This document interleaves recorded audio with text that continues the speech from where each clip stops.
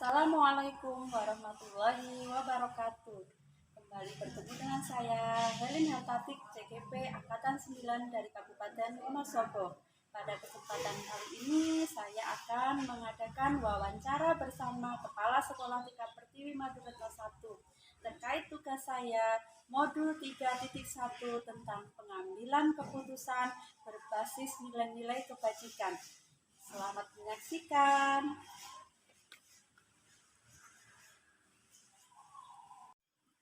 Assalamualaikum Bu Iun, selamat siang. Waalaikumsalam, selamat siang juga Bu Heli. Ya, apa kabar Bu hari ini? Alhamdulillah baik. Gimana dengan Bu Heli? Ya, alhamdulillah sehat juga Bu. Baiklah Bu Iun, sebelumnya saya mengucapkan terima kasih sekali Bu Iun sudah memberikan waktu dan kesempatan untuk saya untuk sekedar bertemu atau berbincang. Ini terkait dengan tugas saya sebagai CGP di modul 3.1 ini tentang wawancara bersama kepala sekolah tentang pengambilan keputusan yang berbasis nilai-nilai kebajikan begitu. Boleh ya Bu Iun ya? Oh iya benar. Silahkan saja Bu. Iya. Nah begini Bu Iun kan sudah lama ini menjabat atau menjadi kepala sekolah. Tentunya sudah banyak pengalaman real atau pengalaman-pengalaman yang selama ini dianggap luar biasa yang Ibu pernah alami dalam waktu selama menjadi kepala sekolah ini. Begini ya Bu Heli. Ya. Selama saya menjadi kepala sekolah di TK Pertiwi Maduretno 1 ini kurang lebih dari tahun 2015 sampai sekarang, tentunya banyak permasalahan-permasalahan yang membuat saya harus berpikir ekstra, berpikir lebih keras lagi supaya saya dapat menyelesaikan masalah-masalah tersebut dengan tidak memihak salah satu pihak yang pastinya berat untuk saya ambil keputusannya nantinya.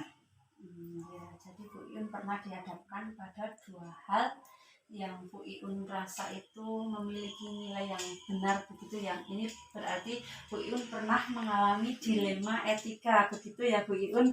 Nah, jadi kira-kira dari dilema etika yang Ibu Iun alami ini, langkah atau prosedur apa yang sudah biasa Bu Iun jalankan selama ini? Di TK kami tidak jarang kami sering mengalami masalah-masalah di mana kita harus membutuhkan waktu dalam menyelesaikan masalah tersebut. Kita harus mendalami dulu masalah-masalah yang kita hadapi. Namun alhamdulillah sekecil apapun permasalahannya, kami selalu menyelesaikan dengan sebaik mungkin. Kami selalu melibatkan rekan-rekan guru ya. Jikalau dirasa kami tidak mampu dalam menyelesaikannya, kita akan melibatkan komite, pengurus, bahkan wali murid juga kadang kami minta pendapatnya untuk penyelesaian masalah yang kami hadapi selama ini. Jadi langkah yang Bu Iun lakukan selama ini yaitu dengan kerjasama atau kolaborasi bersama rekan guru begitu ya Bu ya. Pastinya kan banyak hal yang sudah terjadi selama ini baik secara pribadi maupun di lingkungan sekolah. Nah, kira-kira bagaimana cara Bu Iun membedakan mana yang merupakan dilema etika dan mana yang merupakan bujukan moral? Ya alhamdulillah saya dengan adanya permasalahan-permasalahan tersebut baru bisa membedakan tentang apa itu bujukan moral dan dilema etika, di mana bujukan moral adalah sesuatu yang berbenturan dengan hukum dan dilema etika itu sendiri bagi saya tidak mudah karena dihadapkan dengan kebenaran dan kebenaran tersebut yang sering membuat saya sulit dalam mengambil keputusan. Jadi merasa berat begitu ya Bu di dalam mengambil keputusan karena Bu Iun berpendapat bahwa yang satu itu dirasa benar juga dan yang satu juga benar gitu ya. Dari pemahaman Bu Iun tadi terkait dilema etika atau bujukan moral, apa langkah-langkah atau prosedur apa yang Bu Iun anggap efektif dalam menyelesaikan masalah untuk pengambilan keputusan yang pada kasus dilema etika ini? Begini ya Bu Helin, menurut saya langkah yang paling efektif dalam pengambilan keputusan yang dihadapkan dengan dilema etika, di mana kita harus menyelidiki dulu Ya. masalah-masalah yang kita hadapi dalam mengambil keputusan supaya kita nantinya tidak salah, dan tentunya dalam menyelesaikan masalah tersebut kami melibatkan orang lain, ya ada guru, komite, pengurus, wali murid juga kami ikut sertakan supaya kami lebih yakin dalam mengambil keputusan, dan tentunya keputusan yang saya ambil tidak memberatkan salah satu pihaknya. Ya. Jadi bisa disimpulkan menurut Bu Iun adalah langkah efektif atau yang dianggap paling efektif di sini menyelidiki dulu atau memahami dulu masalah yang muncul itu penyebabnya atau faktor yang menjadi masalah itu apa. Dan Bu Iun di sini memiliki komitmen atau keyakinan tersendiri dalam pengambilan keputusan. Kemudian apa saja yang selama ini menjadi tantangan Bu Iun dalam pengambilan keputusan terhadap kasus dilema etika ini, yang mungkin nantinya dari pengalaman Bu Iun bisa menjadi pembelajaran saya di masa yang akan datang. Ya. Hal yang menantang menurut saya adalah saat saya dihadapkan pada dilema etika itu sendiri, Mbak Bu Helin, di mana kita harus memilih salah satu antara dua hal yang sama-sama menurut kami itu benar.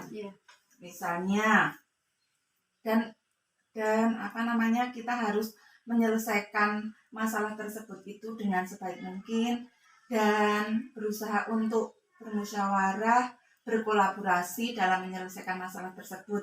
Misalnya seperti yang sudah kami alami selama ini, program di sekolah kami kan ada program 2 tahun sekali, yaitu tentang kegiatan karya wisata anak. Ya, dilakukan setiap 2 tahun sekali, di mana dalam kegiatan tersebut kan pasti membutuhkan biaya dan tidak sedikit. Sedangkan kami di sini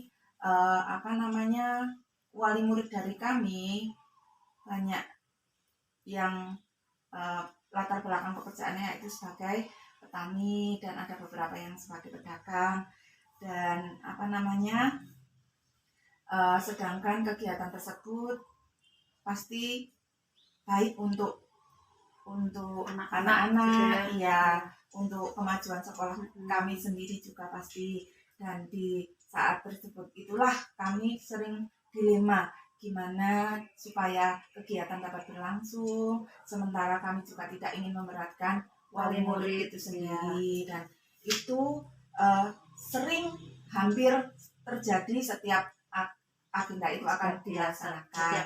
Ya, dan dengan seperti itu kami akan menyelesaikannya dengan cara ya komunikasi, musyawarah dengan guru, dengan komite, dengan pengurus, wali murid. Kita akan musyawarah, kita duduk bersama menyelesaikan bagaimana baiknya, yang pasti menghasilkan keputusan yang baik untuk dua-duanya, untuk wali murid, untuk kami.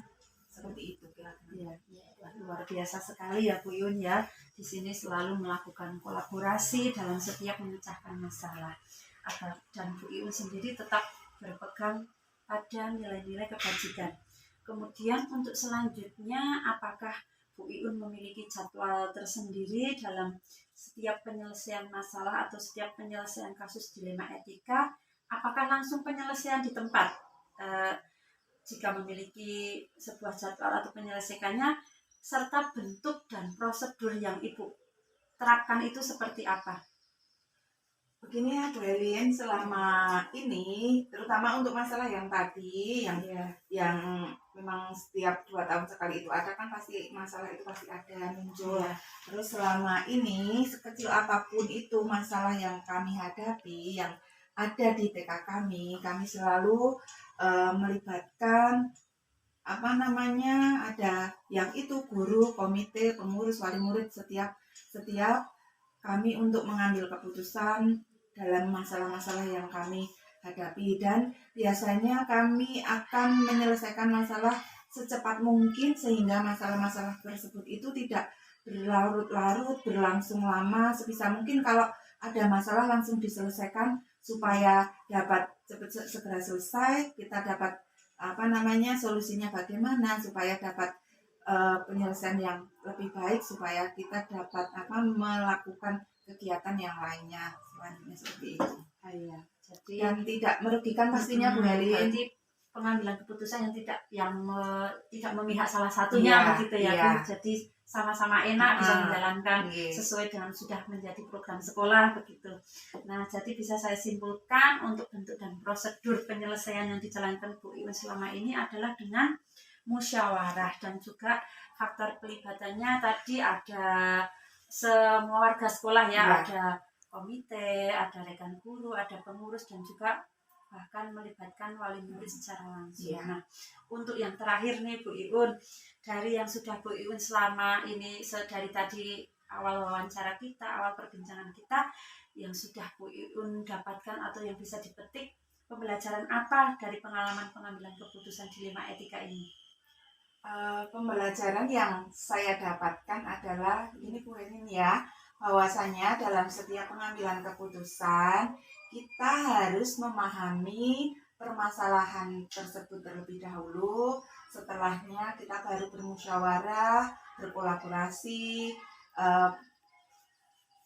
berkolaborasi dengan orang lain, dengan tetap memiliki keyakinan dan komitmen bahwa keputusan yang saya ambil itu tidak keputusan yang kami ambil itu baik untuk semuanya. Bisa disampaikan untuk semuanya. Nah, jadi itu ya, biasanya berarti kan kita sendiri harus memiliki keyakinan. Biasanya kalau kita memusyawarahkan kan akan banyak pendapat, akan banyak masukan, malah kita sendiri yang jadi bingung. Tapi kita sebagai pemimpin juga harus berkeyakinan bahwa yang saya putuskan, apa yang saya ambil itu adalah sebuah keputusan yang benar-benar baik begitu ya Bu Iun ya. Terima kasih ya Bu Iun atas waktunya. Saya sudah belajar banyak ini dari Bu Iun tentang pengalaman selama ini. Mungkin bisa saya terapkan untuk saya ke depannya. Terima kasih untuk kesempatan waktunya, juga sudah memberikan sudah menyita waktu Bu Iun, sudah mengganggu waktunya. Sekali saya ucapkan terima kasih ya Bu. Sama-sama Bu Helin. Selamat siang Bu Iun. Sukses ya Bu Helin. Terima kasih Bu. Assalamualaikum warahmatullahi wabarakatuh.